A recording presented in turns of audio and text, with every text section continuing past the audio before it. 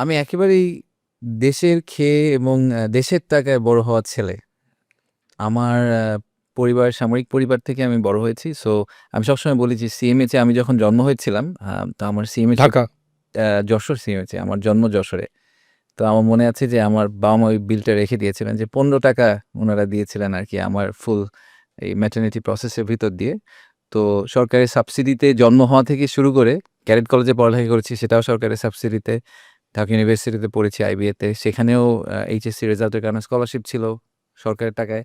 তো আমি একেবারেই আসলে born and brought up by the country. দেশ ছেড়েছি তার একটু পরে ক্যারিয়ারের কারণে। তো সবসময় দেশে ফেরত আসার একটা ইচ্ছা ছিল, দেশকে কন্ট্রিবিউট করার একটা ইচ্ছা ছিল। সেই সুযোগটা তো সবার হয় না। অনেকেই করতে চান। বাট কাকতালীয়ভাবে একটা সুযোগ হয়ে গেল। তো এটাই হচ্ছে আসলে এটার জেনেসিস। সবসময়ই আসার ইচ্ছা ছিল। হঠাৎ করে হয়ে গেছে।